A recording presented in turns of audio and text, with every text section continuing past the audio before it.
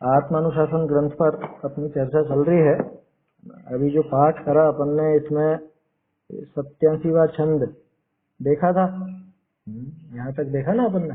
कल जो बात हुई थी कि ये संसार रूपी समुद्र ऐसा भयंकर है, जन्म मरण बुढ़ापा ये इसकी लहरें हैं, ऐसी तो इसकी लहरें। और इष्ट अर्थ के द्वारा यानी जो अपने पसंदीदा पदार्थ हैं, जो अपने को अच्छे लगते हैं, ऐसे पदार्थों के द्वारा जो भव सुख प्राप्त होता है वो इसका खारा पानी है। क्या मतलब कि वो भव सुख से भी तृप्ति नहीं होती और समुद्र के जल से भी तृप्ति नहीं होती। और जैसे समुद्र के नीचे बड़वाग्नि रहती है, वो उसको निरंतर तप्त करती रहती है, ठीक इसी तरह से ये भी नाना मानस दुख, तरह तरह के मानसिक दुख रूपी बड़वाग्नि के द्वारा ये भी तपाया जाता है। और इस संसार रूपी समुद्र में, जैसे उधर समुद्र में बड़े बड़े मत्स्य आदि ग्राह आदि होते हैं जो दूसरे जीवों को मारकर खा जाते हैं, उसी तरह से यहाँ मोह रूपी ग्राह बैठा हुआ है। और वो जीव धन्य है जो भले ही संसार समुद्र में पड़े हुए हैं, लेकिन उस मोह रूपी ग्राह से दूर ही तैरते हैं। ऐसे जीव धन्य हैं। कहने का अर्थ यह है कि जिनकी बुद्धि अभी काम कर रही है, जिनकी बुद्धि अपने आत्महित के प्रति लग रही है, ऐसे जीव धन्य हैं। ऐसे जीव बहुत बिरले हैं, कम है। आचार्य देव ने तो कहा बिरले हैं। बिरले हैं तो कैसे हैं कि बिरले हैं तो बहुत धन्य है वास्तव में, ऐसा समझिएगा। देखिए और क्या कहते हैं अब आगे कि आगे मोह के मुखते दूर विचरता, दुर्धर आचरण आचरता, ऐसा जो तू सो तेरे भले प्रकार पालिया हुआ भी शरीर, जो ऐसे हरिणी करी देखिए तो तू धन्य है, ऐसा कहे। क्या कह रहे हैं? मोह के मुख से दूर विचरता, मोह के मुंह से, है ना, मौत का मुंह बोलो चाहे मोह का मुंह बोलो, एक ही बात है। मोह के मुंह से दूर विचरता हुआ, दूर तैरता हुआ, और दुर्धर आचरण आचरता, दुर्धर आचरण जिसको आसानी से धारण नहीं किया जा सकता, ऐसा दुर्धर आचरण का उसको आचरता हुआ, वैसा आचरण करता हुआ। अब तूने भले ही बहुत भले प्रकार से शरीर का पालन पोषण किया हो, बहुत अच्छे से शरीर को रखा हो, लेकिन अगर तेरा ये शरीर हिरणियों के द्वारा देखा जाता है तो तू धन्य है। क्या मतलब? हिरणियों के द्वारा देखा जाता है का क्या मतलब? अरे तू अगर वन में रह करके दुर्धर आचरण करता है तो तू धन्य है, ऐसा कहना चाह रहे हैं। हिरणियां कहाँ पे देखेंगे? आपके घर पे आके थोड़ा देखेंगे। हिरणियों द्वारा तेरा शरीर देखा जाता है। अच्छा एक और बात, शरीर देखा जाता है माने कि तेरा ये शरीर कपड़ों सहित नहीं, निर्वस्त्र दिगंबर काया, तभी तो शरीर देखना कहलाएगा। मुनिराज बनने की बात है, मुनि दशा बनने की बात है। हिरणियों के द्वारा तेरा शरीर देखा जाता है का अर्थ यह है कि तू नग्न दिगंबर होकर के वनवासी हो गया तो तू धन्य है, ऐसा कहना चाह रहे हैं आचार्य, है ना। डायलॉग समझिए, जो डायलॉग दिया है कि हिरणियों ने तुझे देखा तो धन्य, कि इसमें क्या विशेष बात है? हम वहां चिड़ियाघर में जाकर के हिरणियों के सामने खड़े हो जाएंगे तब तो धन्य हो जाएंगे, हिरणियां देख लेगी हमको। अरे यहाँ पे आशय समझो उसका। हिरणियों द्वारा तेरा शरीर देखा जाए, शरीर माने शरीर, कपड़े नहीं। नग्न दिगंबर होकर के तू अगर वन में विचरे, वन में विचरण करे, ऐसे दुर्धर तप का आचरण करे और ये हिरणियां तुझे देखें, इसका मतलब कि तू धन्य है। तू संसार में पड़ा हुआ भी संसार से नाश का उपाय कर रहा है।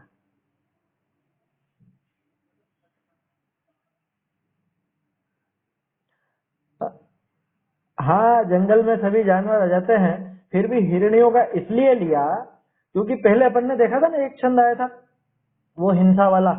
हिरणी की बात क्यों करी थी कि हिरणी बहुत भयभीत होती है, दूसरे जानवर इतने भयभीत नहीं होते, हिरणी बहुत भयभीत होती है। अब मुनिराज को देख करके हिरणियों को भय नहीं होता।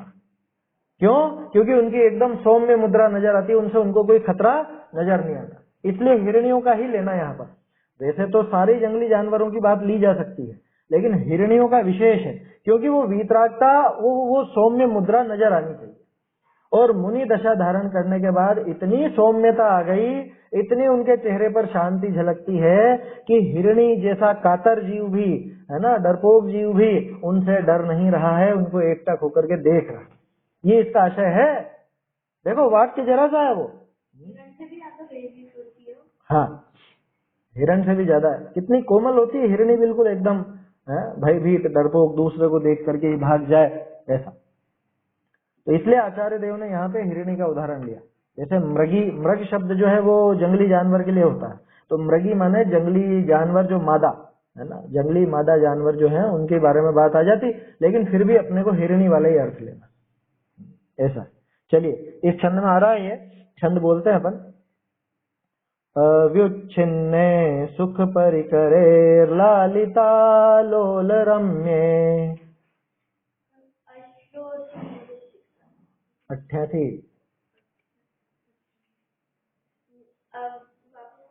अव्युच्छिन्ने सुख परिकरे लालिता लोल रम्ये।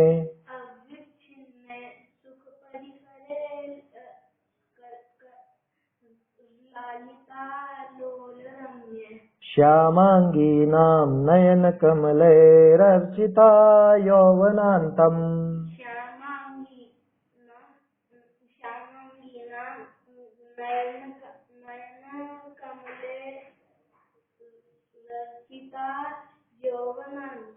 धन्योऽसि त्वं यदि तनुरियं लब्धबोधैर्मृगीभिः।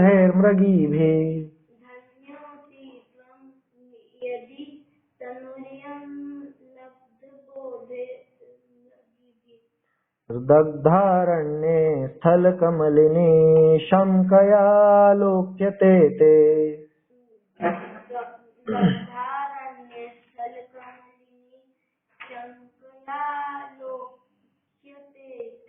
अव्युच्छिन्ने सुख परिकरे लालिता लोल रम्ये।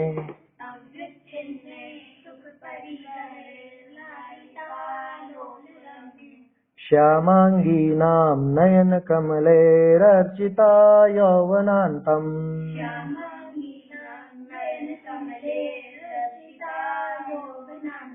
धन्योऽसि त्वं यदि तनुरियं लब्धबोधैर्मृगीभिः।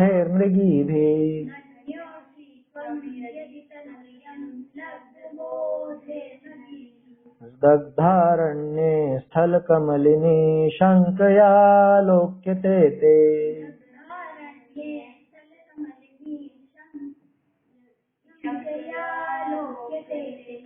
अहो निरंतर सुख सामग्री सेवन करती रमणी के। चंचल एवं अति रमणीय मनोहर कमल नयन दल से। यौवन में अर्चित तन तेरा धन्य जगी जब ज्ञान ज्योति। हिरणी तुझको देखे वन में होती थल कमलिनी की भ्रांति।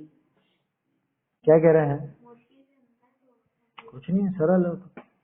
अविच्छिन्न, अविच्छिन्न माने अविच्छिन्न बोलते हैं निरंतर को।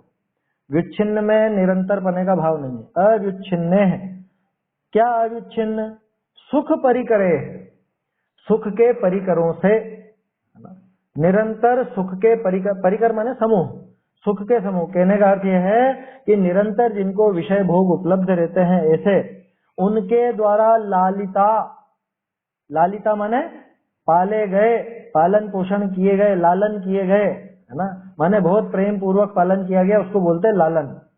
लालन पालन बोलते हैं ना अपन। तो पालन तो सामान्य पालन है, और लालन कि प्रेम पूर्वक पालन हो, उसका नाम लालन है।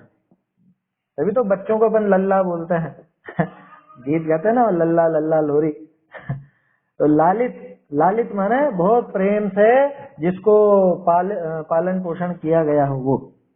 तो अविच्छिन्न कि जिसके निरंतर विषय भोग रहे हों, निरंतर विषय भोगों के परिकर के बीच में, उन सुख परिकरों के बीच में जिसका लालन पालन किया गया, एक। दूसरा लोल रम्य है। लोल रम्य माने,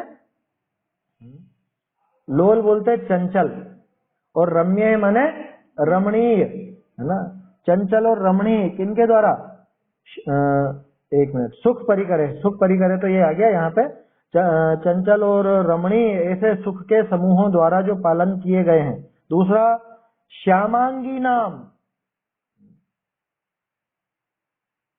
श्यामांगी नाम नयन कमले, ये नयन कमलों के लिए आएगा लोल रम्य, है ना। जिनके नयन कमल यानी नयन रूपी कमल जिनके लोल हैं, चंचल हैं और रमणीय हैं, किनके? श्यामांगी नाम। श्यामांगी किसको बोलते हैं?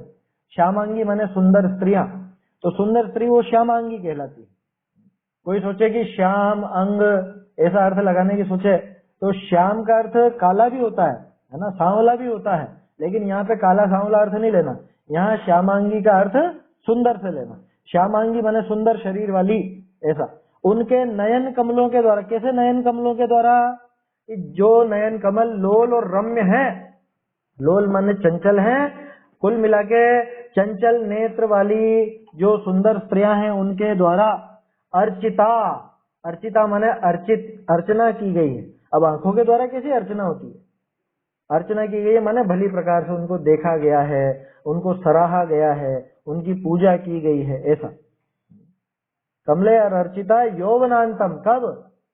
यौवन के अंत में, ऐसा नहीं यौवनांतम माने यौवन में, आया समझ में? जैसे बोलते हैं ना अपन मतलब ये अंतम शब्द जो है ये अंत के लिए नहीं है, अंतम उसके अंतरंग के लिए है। यौवन के अंतरंग में माने यौवन के बीच में, कि यौवन अवस्था में जो श्यामांगियों के चंचल जो नयन रूपी कमल हैं उनके द्वारा जो निरंतर प्रेम पूर्वक देखा गया है और अविच्छिन्न रूप से निरंतर है सुख परिकरे विषय भोगों के समूह के द्वारा जिसका लालन पालन किया गया है, तो फिर ये तो बुरा हुआ ना कि नहीं ये धन्य है। अगर धन्योसी, है ना, धन्य है तू यदि त्वम, धन्योसी त्वम कि तू धन्य है, यदि तनु इयम, अगर ये तेरा शरीर लब्ध बोधे, बोधि की प्राप्ति होने के बाद, लब्ध बोधि है ना, लब्ध बोधे यहाँ पे पंचमी का प्रयोग है। लब्ध बोधे माने बोधि की लब्धि होने के बाद, यानी ज्ञान प्राप्त करने पर, मृगी भी, मृगियों के द्वारा दग्ध अरण्य, जले हुए वन में, दग्ध अरण्य यानी जले हुए वन में, स्थल कमलिनी शंकया लोक्यते, स्थल कमलिनी की शंका से तेरी तरफ अगर ये हिरण्या देखती हैं, तेरे इस शरीर को ऐसा देखती हैं जैसे कि जले हुए वन के बीच में कोई स्थल कमलिनी हो, अगर इस तरह से देखती हैं तब तो धन्योसी त्वम, कि तू धन्य है। ये क्या बात हुई? हिरण्या हमको देख रही है उसमें धन्य हो गए, उसमें धन्यता वाली क्या बात? तो अपन ने शुरू में बात की थी ना कि ये हिरण्या अगर आपको देख रही हैं, आपके शरीर को देख रही हैं, इसका मतलब आपसे वो डर नहीं रही। दूसरी बात, वो आपके शरीर को देख रही है माने आपके वस्त्रों की बात तो है ही नहीं। आगे ना यहाँ पे लब्ध बोध है कि बोधि प्राप्त होने के बाद माने सम्यक दर्शन ज्ञान चारित्र प्रकट करके अगर तू वन में जाता है और वन में हिरण्या तुझे ऐसे देखती हैं, तेरे शरीर को ऐसे देखती हैं कि जैसे जले हुए जंगल के बीच में स्थल कमलिनी। अब ये स्थल कमलिनी क्या चीज है? जमीन पर होने वाली कमलिनी, है ना। अब ये होती होगी कुछ इस तरह की, जंगल में भी होती होगी, अपने को ध्यान नहीं है, अपन ने तो देखा नहीं कि इस तरह का भी कोई कमल होता है, लेकिन आचार्य देव ने तो खूब देखे होंगे क्योंकि जंगल में तो रहते ही थे ना, वन निवासी होते ही थे मुनिराज। तो गुणभद्राचार्य को बहुत इन सब चीजों का विशेष ज्ञान था।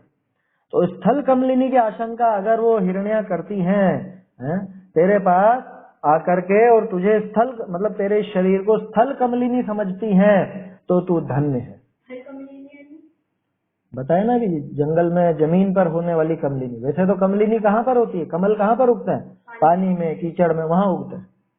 और यहाँ पे ये जमीन पर ही उगी हुई, जमीन पर उगी हुई स्थल कमलिनी के समान। क्या मतलब कि जैसे ऐसा होता होगा शायद कि जैसे स्थल कमलिनी बिल्कुल स्थिर रहती होगी, वो इधर उधर गमन नहीं करती है, बिल्कुल एकदम कोमल नजर आती है, तो उसी तरह से ये उपमा दी होगी आचार्य देव ने कि जैसे आप स्थिर होकर के ऐसे बैठ गए जंगल में, है ना, ध्यानस्थ बैठ गए और उसके बाद बिल्कुल भी हलन चलन नहीं है, चेहरे पे भी एकदम शांति है, तो जैसे स्थल कमलिनियों से वो डरती नहीं है हिरणी, ऐसे ही इस शरीर को देख करके अगर हिरण्या नहीं डरती हैं, इसको देखती हैं तेरे शरीर को, तो तू धन्य है। भले ही युवावस्था में, है ना, निरंतर तूने भोग भोगे हो, भले ही वो सुंदर स्त्रियों के द्वारा तेरी पूजा की गई हो माने कि वो तुझसे बहुत प्रेम करती हो, प्रेम भरे नेत्रों से तुझे देखती हो, लेकिन अगर तूने बोधि प्राप्त करके ऐसी दशा को प्राप्त हो गया, कैसी दशा को, कि तेरे शरीर को हिरनिया स्थल कमलिनी समझ करके देख रही हैं, तो तू धन्य है। तो माने कब की बात है? बुढ़ापे की। यौवनांतम लिखा ना, यौवनांतम, युवावस्था में ही वो सब भोग है, लेकिन उसके बाद युवावस्था में ही अगर तूने मुनि दशा धारण कर ली और जंगल में हिरनियां तुझे देख करके भयभीत नहीं होती हैं, तो समझना तू धन्य है। किसको कहा धन्य? बुढ़ापे में दीक्षा लेने वाले को नहीं, युवावस्था में ही, जवानी की दशा में ही भोगों को छोड़ करके अगर तू दीक्षित हो गया तो तू धन्य है। यहाँ आचार्य देव का ये कथन है, क्योंकि पीछे छंद में आया था ना 2 छंद पहले ही कि बुढ़ापे में क्या कर लेगा, इसलिए तू तो अभी कर। और फिर उसके बाद छंद आया था कि ऐसे जीव बहुत दुर्लभ हैं कि जो उस मोह रूपी ग्राह से दूर चलते हैं। कैसे हैं वो जीव? वो यहाँ पे बता दिया कि भले ही युवावस्था में निरंतर बहुत 5 इंद्रिय के विषय भोगों द्वारा जिनका लालन पालन किया गया हो, और उसके बावजूद वो उनको छोड़ करके बोधि प्राप्त करके और जंगल में ऐसे स्थित हो गए कि हिरण्य उनको स्थल कमली नहीं समझती, तो वो धन्य है, वो जीव धन्य है। ऐसा इसका आशय है ना। छंद के शब्द अपन ने देख लिए, अब इसका अर्थ और भावार्थ पढ़ते हैं। जिन विषय विच्छेद न होई, ऐसे सुख के समाज करी तो पाल्या हुआ है। पहला विशेषण क्या दिया कि सुख के समाज, सुख परिकर शब्द आया था ना, परिकर, समाज माने समूह है ना। सुख का कोई अलग से समाज नहीं होता है। ये तो कोई सोचे जैन समाज वैसा ही कोई सुख समाज होगा, क्या हुआ? बोले थे ना शुरू में जो लाइन ना, एक थोड़ा सा वो इसमें नहीं है, आपको पहले की गृहस्थाश्रम में विच्छिन्न सुखों फला और मनोहर अंगों से बताया। हाँ, वो आगे पीछे कर दी होंगी लाइन है ना। क्या है वहां पे शुरू में? गृहस्थ आश्रम में अविच्छिन्न सुखों में फला और मनोहर अंगों। हाँ, तो गृहस्थ आश्रम इन्होंने अलग से जोड़ दिया, इन्होंने टोडरमल जी ने गृहस्थ आश्रम शब्द नहीं दिया था। कोई बात नहीं, आशय तो वही है, क्योंकि कहाँ की बात है, वो गृहस्थ दशा की तो बात है, विषय भोगों की, कि जिन विषय विच्छेद न होई, ऐसे सुख के समाज तिन करी तो पाल्या हुआ है। ऐसे सुख के समाज से माने सुख रूपी समूह, सुखों के समूह से, कहने का अर्थ यह है 5 इंद्रिय के समस्त विषय भोग जहां पर उपलब्ध हैं, ऐसे उन सुखों से, है ना, कि हमने बहुत इसका क्या कहते हैं, मन बहुत सुख पूर्वक इसका लालन पालन किया है, जरा भी कोई कमी नहीं आने दी है। जिनकी मान लो शादी हो रही हो बेटी की, तो बेटी का बाप या माँ वो सामने वाले पक्ष से, वर पक्ष से कहते हैं ना कि साहब ध्यान रखना है, हमने बहुत सुख से इसका पालन पोषण किया है, कोई कमी नहीं आने दी है, इसको कभी दुख नहीं होने दिया है, आप भी ध्यान रखिएगा। ऐसे यहाँ पे आचार्य देव बता रहे जिनका विच्छेद नहीं हो, एक समय के लिए भी जिसके वो विषय भोगों का, सुख सामग्री का विच्छेद नहीं होता, ऐसे सुख समाज तिन करी तो पाल्या हुआ है।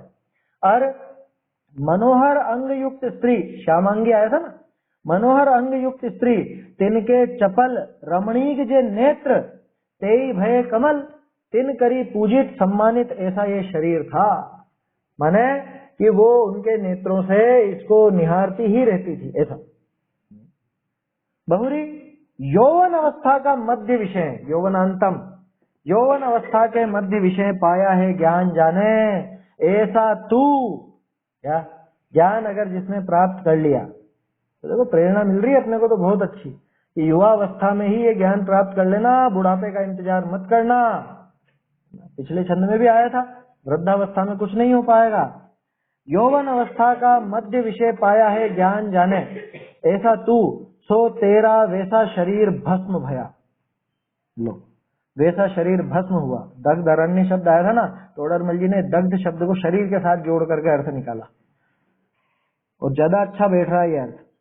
वैसा शरीर भस्म भया, वन की स्थल कमलिनी की आशंका करी, जो हरणनी करी अवलोकिये, तो तू धन्य है। अरे भस्म भया शरीर के लिए नहीं लिखा है, भस्म भया वन की, भस्म हुए वन की, इस तरह से लगेगा ये। एक सेकंड, तेरा वह शरीर भस्म हो गया, भस्म नहीं हुआ ये भस्म भया वन की, भस्म हुए वन की, ऐसा बैठेगा।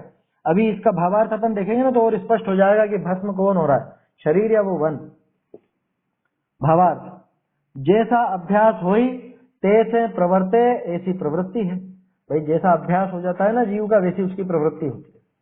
जैसे मान लो किसी व्यक्ति का अभ्यास, एक छोटा सा उदाहरण है, किसी व्यक्ति की आदत पड़ जाती है दर्शन करते समय चावल ऐसे ऐसे चढ़ाने की, ऐसे हाथ ऐसे करके चढ़ाने की, ऐसा अभ्यास बना है तो ऐसी प्रवृत्ति हो जाती है उसकी।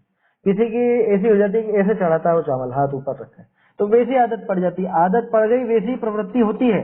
तो जैसा अभ्यास हुई तैसे प्रवृत्ति, ऐसी प्रवृत्ति है।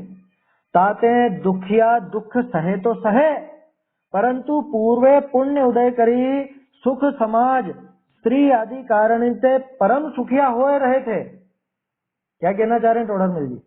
भाई जिसकी जैसी आदत होती है ना उसकी वैसी प्रवृत्ति होती है, लेकिन यहाँ तो ज्ञान प्राप्त होने के बाद प्रवृत्ति बिल्कुल बदल गई। आदत कैसी पड़ी हुई थी? आदत तो ऐसी पड़ी थी कि राई का दाना जिनके बिस्तर में चुभता था, आदत तो ऐसी पड़ी हुई थी। आदत तो ऐसी थी कि पूरे दिन भर वो विषय भोग चाहिए, पांचों इंद्रिय के विषय भोग चाहिए। आदत तो ऐसी पड़ी थी कि यहाँ पे पंखा कूलर एसी के बिना रह ही नहीं सके। आदत तो ऐसी पड़ी थी कि दिन में 4-5 बार उसको कुछ ना कुछ चाहिए, घूमना फिरना चाहिए, श्रृंगार चाहिए, ये सब आदत पड़ी हुई थी। तो क्या कह रहे हैं कि दुखिया, दुखिया माने जिसको वो सुख सामग्री प्राप्त नहीं हुई, जिसके पुण्य का विशेष उदय नहीं था। तो दुखिया अगर दुख सहे तो सहे, लेकिन सुखिया तो नहीं सहता ना दुख को जबरदस्ती, परंतु पूर्वे पुण्य उदय करी सुख समाज स्त्री आदि कारणनिते, हाँ ठीक है, सुख समाज स्त्री आदि कारणों से परम सुखिया होए रहे थे। सुखिया किसको बोलते हैं? कि उस सुख सामग्री में ही जिसका मन लगता है, जिसका चित्त उस सुख सामग्री में ही लगता है, जो प्रमादी होकर के उन विषय भोगों को ही भोगता रहता है, उसको कहते हैं सुखिया। कि ज्यादा सुखिया मत हो जाना, ऐसा बोलते हैं ना, ज्यादा सुखिया मत हो जाना माने सुख की आदत मत डालो ज्यादा। जैसा आजकल देखते हैं ना, माँ बाप बच्चों को जरा भी कष्ट नहीं होने देते, जरा भी। अब ये सोचो, ये जब बाहर पढ़ने जाएगा 8वीं में या 10वीं के बाद, जब भी है ना, अगर अपन धार्मिक स्थल पर ही भेजें तो फिर वहां कैसे रहेगा? आपने उसकी आदत डाल दी एसी में ही रहने की, अब हर जगह तो एसी नहीं मिलेगा। आपने उसकी आदत डाल दी सुबह 8-8 बजे उठने की, वहां पे 5 बजे जगाया जाएगा, तब क्या करेगा? इसलिए ज्यादा सुखिया मत बनाओ, थोड़ा सा उसको मेहनत कराना चाहिए। अरे हमारे बेटे ने तो कभी खुद के कपड़े भी नहीं धोए हैं, खुद के जो बनियान वगैरह है वो भी नहीं धोए। अरे सिखाओ थोड़ा सा, ज्यादा सुखिया मत बनाओ। ये यहाँ पे प्रेरणा है एक तरह से, ये प्रेरणा तो आगे की बात है, यहाँ तो दूसरी बात कर रहे हैं। यहाँ तो उन जीवों को धन्य बता रहे हैं कि जो बहुत सुखिया थे, उनको तो कष्ट होता ना जंगल में, सुकुमाल जैसे, कि जिनको वो अलग से दीपक की रोशनी में आंखों में पानी आने लग जाता, जिनको जरा सा राई का दाना भी चुभने लग जाता, ऐसे सुखिया थे ना। सुखिया सुकुमाल का उदाहरण है, यहाँ पे आएगा मेरे ख्याल से। हाँ सुकुमाल का आया है, देखो। जैसा अभ्यास हुई तैसे प्रवृत्ति, ऐसी प्रवृत्ति है। ताते दुखिया दुख सहे तो सहे, दुखिया जीव है यानी जिसको विषय सामग्री नहीं मिली है, वो तो दुख सहन करे तो करे। जैसे गाय भैंस है, बेचारों को इनको कौन सा एसी कूलर पंखा वगैरह है, तो वो सहन करे तो करे। लेकिन पूर्व पुण्य उदय करे, पिछले पुण्य के उदय से सुख समाज स्त्री आदि कारणनिते परम सुखिया होए रहे थे। बहुरी ज्ञान पाए, ज्ञान पाए माने ज्ञान प्राप्ति होने पर, सम्यक दर्शन आदि होने पर, यौवन अवस्था विषय ही दीक्षाधारी तप करी ऐसे भय, जिनको हरिणी सारिका चंचल जीव जलिया हुआ ठूठ सारिका अवलोके। ठूठ होता है वृक्ष का तना ऐसा सूखा हुआ, तो स्थल कमलिनी उसको कहा है। और देखो जला हुआ शरीर की बात नहीं आई है ना, वो जंगल के लिए बात आई है। इसलिए यहाँ पे आप संशोधन कर लीजिए, ये जो पंक्ति बनाई ना यहाँ पर अर्थ के अंदर जो ये लिखा था, वह शरीर भस्म हो गया, वह शरीर भस्म नहीं हुआ है। वो शरीर भस्म हुए वन में, ये हो गया की जगह हुए कर लो, हो गया और अतः, है ना, हो गया अतः छोड़ दो, भस्म हुए, हो गया अतः के स्थान पर हुए कर दो बस, जिसमें वाक्य बन जाएगा आपका बराबर। तेरा वह शरीर भस्म हुए वन में हरिणियों द्वारा कमलिनी की आशंका से देखा जाता है, यूं बन गया वाक्य। हो गया अतः, ये 3 शब्दों को काट के हुए कर दो, क्योंकि यहाँ पे टोडरमल जी ने भी बिल्कुल ऐसा ही लिखा है, तेरा वैसा शरीर भस्म भया वन की स्थल कमलिनी की आशंका के, भस्म हुए वन की स्थल कमलिनी। टोडरमल जी ने स्थल कमलिनी का अर्थ क्या किया, जले हुए ठूठ सारिका। हाँ तो ठीक है, जैसे वो कमलिनी ऐसे खिली हुई यूं रहती है ना, अब कोई पेड़ जलने के बाद ऐसा का ऐसा यूं दिखता होगा, जला हुआ ठूंठ जमता भी है, बात जमती है, क्यों जमती है, क्योंकि उधर तो विषय सुख से बहुत आनंद से उसका पालन पोषण हुआ था, अच्छा हृष्ट पुष्ट था, सुंदर था, और अब यहाँ पे वन में आकर के दीक्षा धारण करके अब शरीर का वैसा ध्यान रखा नहीं जाता, तो जैसे दग्ध हो गया हो। पहले समझ लीजिए कि पहले तो बहुत सुंदर दिखता था, या पहले बहुत तंदुरुस्त था, हृष्ट पुष्ट था, और अब तो सब चीजें लिमिट में आ गई ना, सब चीजें अब तो बिल्कुल छोड़ दिया, सारा परिग्रह, सारे विषय भोग, तो शरीर का संस्कार वगैरह वो सब छूट जाता है। क्या कह रहे हैं, बहुरी ज्ञान पाए यौवन अवस्था विषय ही, यौवन अवस्था में, बुढ़ापे में नहीं, यौवन अवस्था विषय दीक्षाधारी तप करी ऐसे भय, तप करके, तप के द्वारा इस शरीर को ऐसा सुखा डाला, तप के द्वारा इस शरीर की ऐसी, वो समझ लीजिए जो पहले एक चमक थी, वो चमक ऐसी समाप्त कर दी गई कि जिसमें हरिणी सारिका चंचल जीव, जिसको हरिणी सरिखे चंचल कोमल जीव, चंचल माने एक झटके में ये चुटकी बजे और भाग खड़ी हो, ऐसी चंचल, ऐसे चंचल जीव भी कैसा समझते हैं, जलिया हुआ ठूठ सारिका अवलोके है, ते जीव धन्य है। कौन धन्य है, हिरण्या, हिरण्या नहीं, वो जीव जो पहले बहुत सुख में पले बढ़े थे, है ना, जिनको कोई बाधा नहीं थी, लेकिन फिर भी युवावस्था में ही वो सारा परिग्रह, वो सारे के सारे धन वैभव आदि संपत्ति, वो सारे 5 इंद्रियों के विषय भोग, उन सबको छोड़ करके जिन्होंने मुनि दीक्षा धारण की, जो वन में जाकर के जिन्होंने दुर्धर आचरण किया, आया था दुर्धर आचरण शब्द आया था, दुर्धर तप के द्वारा जिनने शरीर को ऐसा सुखा डाला कि जिसमें हिरणियों को ऐसा लगता है कि ये तो स्थल कमलिनी है, ये तो जले हुए ठूंठ है, ठूंठ के समान अवलोकन है। आता तो है वो मृग गण उपल खाज खुजावते हैं, वो मृग आदि आकर के वो पत्थर समझ करके, वहां पे पत्थर का उदाहरण दिया, यहाँ मृग वो स्थल कमलिनी का उदाहरण दिया। हाँ, तेने सुथिर मुद्रा देख मृग गण उपल खाज खुजावते, उनकी ऐसी स्थिर मुद्रा देख करके हिरण्यों को भी स्थल कमलिनी का भ्रम हो। जले हुए ठूठ सारी का अवलोकन है, ते जीव धन्य है, सर्व प्रकार स्तुति योग्य है। क्या अरे देखो, ये पहले कभी ऐसी गर्मी में कभी ऐसी गर्म हवा इन्होंने सहन नहीं की, कभी गर्म हवा इनके मकान में घुस नहीं पाती थी, इनका जो महल था उसमें घुस नहीं पाती थी गर्म हवा, ऐसी शीतल शीतल ठंडी हवा रहती थी हमेशा। और आज ऐसी भयंकर गर्मी में ये मुनिराज यहाँ पे तप रहे शिखर के ऊपर, ग्रीष्म ऋतु शिखर के ऊपर है, और सर्दी में वो उसके नदी के किनारे, जो बिल्कुल भी ठंड सहन नहीं करते थे, जिनको जरा जरा से में जुकाम हो जाता था, बहुत आराम से अपने मकान में महल में रहते थे आसानी से, बहुत आराम पूर्वक, और सुंदर स्त्रियां जिनके साथ थीं, वो जिनकी सेवा करती थीं, और ऐसे ये सब परिग्रह छोड़ के, सारे विषय भोगों को छोड़ करके अब धार दिगंबर मुनि भय है, वो दीक्षा धारण करके ऐसा मुनि हो गए और वन जंगलों में निवास करते हैं, ऐसा दुर्धर आचरण करते हैं।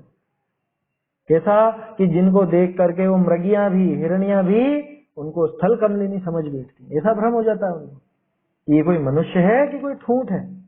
उनको अंतर ही नहीं मालूम पड़ता हिरनियों को, हिरनियां मूर्ख होती होंगी, अंतर नहीं कर पाती, अरे उनको उनसे जरा भी भय नहीं लगता, उनके लिए वो पेड़ भी वैसा ही और ये मुनिराज भी वैसे ही, कि वो भी बिल्कुल अचल स्थिर और ये भी बिल्कुल अचल और स्थिर।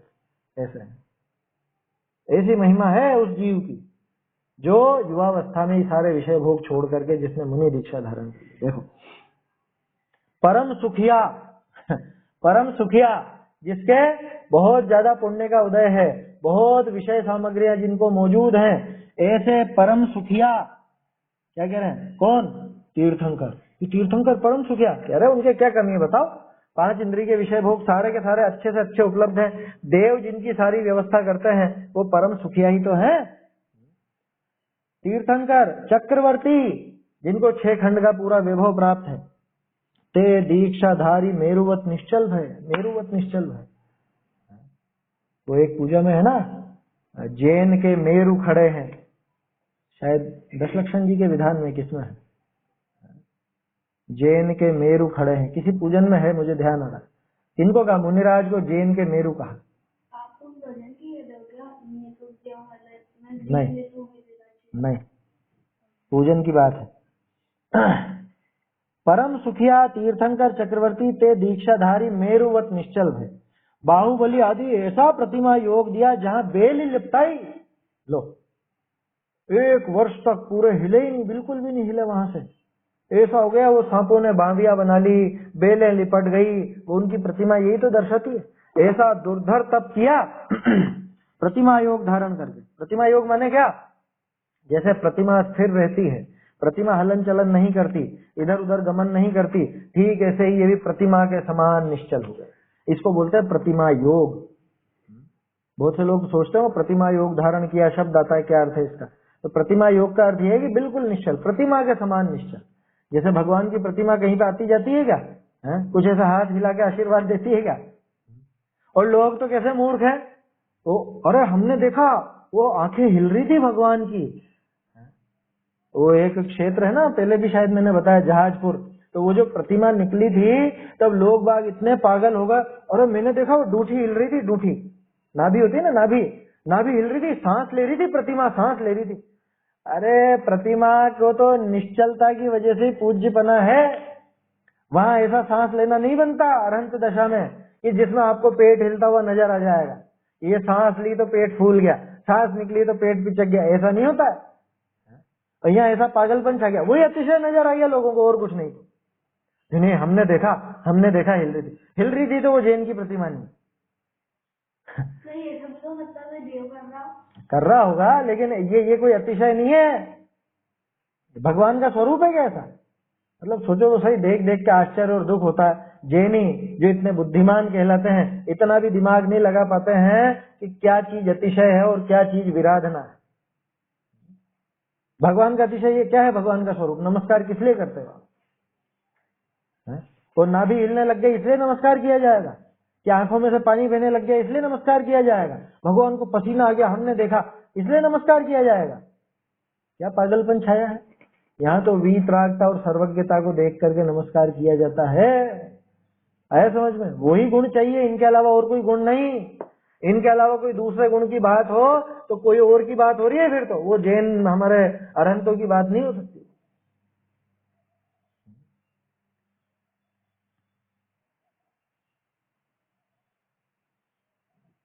हाँ सही बात है, जिसके दिमाग में वो चमत्कार बैठा हुआ है ना, तो उसको उस अतिशय की ही महिमा आती है। वास्तव में उसको प्रतिमा की महिमा आई ही नहीं। प्रतिमा माने वो भगवान की महिमा आई ही नहीं उसको, ऐसा समझना। चलिए देखिए, समय हो रहा है अपना। बाहुबली आदि ऐसा प्रतिमा योग दिया जहां बेली लपटाई, सुकुमार जी के सरसों चुभे थी। लो सरसों चुभती थी ना उनके, जरा सा दाना भी उनको वो सहन नहीं होता था, नींद ही नहीं आती थी। सो स्यालनी खाने लगी तो भी निश्चय रहे। कितने उदाहरण। सुकोशल, सुकुमार, गजकुमार। गजकुमार का दूसरा नाम ही गज सुकुमार था। गज सुकुमार क्यों? कि बहुत कोमल शरीर वाले थे, माथे पे सिगड़ी जल रही, देखो तो सही। पांडवों की तो आप कह सकते हो वो तो बहुत बड़े भारी योद्धा थे, लेकिन ये तो नहीं थे ना योद्धा। गज कुमार जी थे या सुकुमाल थे, सुकौशल थे, और भी ऐसे बहुत सारे मुनिराज जिनके ऊपर ऐसे भयंकर उपसर्ग हुए हैं, उनका विचार करें अपन। वो तो कहाँ तो एक तरफ सरसों का दाना भी चुभता था, वो सहन नहीं होता था, और कहाँ पे सियाल नहीं खा रही है तो भी निश्चल रहे। इत्यादि पुरुष भय ते धन्य है। इन्होंने कब ली थी दीक्षा? बुढ़ापे में? सारे के सारे युवावस्था में दीक्षित हुए। ये सब युवावस्था में दीक्षित हुए, और जितने भी तीर्थंकर दीक्षित हुए सब युवावस्था में दीक्षित हुए। क्या आदिनाथ जी भी? कि हाँ, आदिनाथ जी भी युवा ही थे। वो कोई बूढ़े हो गए थे क्या 83 लाख पूर्व में? अभी 2-3 दिन पहले भी अपन ने बात की थी ना। वो कोई बुढ़ापा नहीं था, पूरा युवावस्था ही थी उनकी पूरी। समझ में आई बात? इतने टाइम तक। हाँ, तो क्या हो गया? तीर्थंकरों के बुढ़ापा नहीं आता, ये पता है कि नहीं? और कोई जीव किसी के अगर बुढ़ापा आता भी हो, तीर्थंकर नहीं, दूसरे की बात कर रहा हूं, तो भी 84 लाख पूर्व में से अगर 83 लाख पूर्व हो गए हैं तो भी उसके बुढ़ापा नहीं आएगा। बुढ़ापा आने में तो बहुत समय बाकी है। देखा था ना 1 लाख पूर्व का हिसाब अपन ने कितना लंबा चौड़ा था। किसी को याद नहीं रहता हो तो एक सीधा तरीका बताता हूं। एक पूर्वांग होता है 84 लाख वर्ष का। क्या? 84 लाख वर्ष का एक पूर्वांग होता है, और ऐसे 84 लाख पूर्वांग का एक पूर्व होता है। माने 84 लाख इंटू 84 लाख मल्टीप्लाई कर लेना, गुणा कर लेना आपस में। 84 लाख को 84 लाख से गुणा करोगे तो आपका एक पूर्व का समय आ जाएगा। 70,56,000 करोड़ वर्ष ये आ जाएगा। तो उनकी जमा ऐसा होता है एक पूर्व, और 1 लाख पूर्व बाकी था। तो अगर कोई सामान्य व्यक्ति भी होता तो भी उसका बुढ़ापा नहीं आता 83 लाख पूर्व में। हाँ, नहीं, अपने तो देशी हिसाब जो चलता है उसके हिसाब से तो 360 दिन भी पूरे नहीं होते, क्योंकि अपने तो 3 साल में या 4 साल में 1 महीना बढ़ जाता है ना। जैसे अभी अधिक मास था पिछले वर्ष। पहले तो जो अपने यहाँ जो चलता था वो तो, और अभी भी जो चलता है अपना, जो चंद्रमा की तिथियों से चलता है, चांद्र मास बोलते हैं इसको, जिसमें शुक्ल पक्ष और कृष्ण पक्ष ये चला करता है। 365 तो अंग्रेजों के भी नहीं होता था, इनके भी 360 दिन का ही होता था। ये तो बाद में 2-4 इन्होंने अपने वो जोड़ करके, और फिर इनकी गिनती नहीं बैठी तो 365 बिठाया। किसी को 31 का किया, किसी को 30 का किया। इनके पहले 10 ही महीने होते थे। आपको ध्यान हो तो अगर इनका इतिहास पढ़ोगे तो आपको मालूम चलेगा। सेप्ट जो शब्द है ना वो 7 के लिए है। सितंबर 7वां महीना था। ओक्टा बोलते हैं 8 को, अक्टूबर 8वां महीना था। नवम बोलते हैं 9 को, वो नवंबर 9वां महीना था। और डेका बोलते हैं 10 को, तो दिसंबर 10वां महीना था। फिर एक जूलियस सीजर हुआ, बहुत बड़ा राजा, तो उसने कहा कि मेरे नाम से भी एक महीना चलाओ, तो वो जुलाई चलने लगा उसके नाम से। वो जिस महीने में पैदा हुआ, जिस समय पैदा हुआ, तो जूलियस, वो जुलाई चल गया। और एक हुआ अगस्टस, है ना, ये आप इतिहास पढ़ेंगे तो सब पता चल जाएगा। तो उसके नाम पे अगस्त चल गया। तो ये महीने आए वो 7वें महीने के पहले, तो ये बन गए 7वें और 8वें। और वो जो सितंबर जो 7वां था वो हो गया 9वां महीना। अक्टूबर जो 8वां था वो 10वां हो गया। नवंबर 11वां हो गया, और दिसंबर 12वां हो गया। ऐसा इनका हिसाब है। और अगर आप इनकी बारीकी जानते हो थोड़ी, तो 150-200 साल पहले के लगभग इनको 10-12 तारीखें हटानी पड़ी हैं। ये कैलेंडर में मिलती नहीं है वो तारीखें, तब जाके इनका कैलेंडर व्यवस्थित बैठा है। और अभी भी कोई पूरा व्यवस्थित नहीं है। अब इन्होंने सोचा 365 दिन में साल पूरा हो जाता है दुनिया का, कैसे करें पूरा, क्योंकि इधर तो 31 महीने दे दिए अपन ने, जुलाई और अगस्त को। राजा थे ना, तो राजाओं के महीने में कम कैसे कर सकते हैं दिन। दूसरे महीने 30-30 दिन के थे, इनको 31 का दिन दिया गया। तो अब क्या करें? एक काम करो, घटाओ किसी न किसी में से।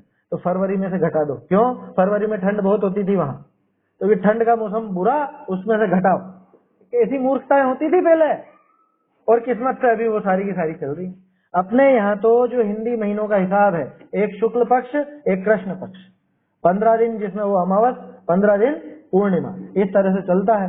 तो वो 30 दिन होते हैं, लगभग 30 दिन। लगभग क्यों बोल रहा हूं मैं? कभी तिथि क्षय हो जाती है, कभी तिथि बढ़ जाती है। तो किसी किसी महीने में 31 दिन भी हो जाते हैं, किसी में 29-28 भी रह जाते हैं, और पूरे 3 साल के अंदर 30 दिन का अंतर पड़ जाता है। तो एक अधिक मास आ जाता है। तो इस तरह से वापस से वो पूरा क्रम वैसा बैठ जाता है। वो अधिक मास था पहले, इसी वजह से तो महावीर जयंती इतनी लेट आई है हफ्ते से। 25 अप्रैल को अभी निकली ना है। अभी तो लोगों को इस बार तो मालूम ही नहीं चला, महावीर जयंती आकर के निकल गई। अपने को महावीर जयंती नहीं बोलना चाहिए, महावीर जन्म कल्याण। लोगों को धूमधाम नजर आती है तो वो दिखता है। चलिए, तो महीनों का हिसाब था वो। तो ये महीनों की बात कहाँ से चली अपनी? महीनों की बात कैसे उठ गई? चलिए खैर, जो भी प्रसंग रहा हो, तो चाल नहीं खाने लगी तो भी निश्चल रहे, ऐसे अनेक पुरुष भूतकाल में हुए हैं, वे सब धन्य हैं। महीनों की बात उससे चली, इतने वर्ष की आयु से चली। तो ऐसे जो महान महान पुरुष हुए हैं, जिन्होंने युवावस्था में ही दीक्षा धारण कर ली, वो सब महान हैं, धन्य हैं। आए समझ में? विषय भोगों को छोड़कर। ऐसा ही छंद हो गया। अगले छंद की चर्चा अपन कल करेंगे। चैतन्य का स्मरण प्रतिक्षण ही करो रे, भव के अनंत दुख को क्षण में हरो रे, अक्षय अनंत निज सौख्य निधान।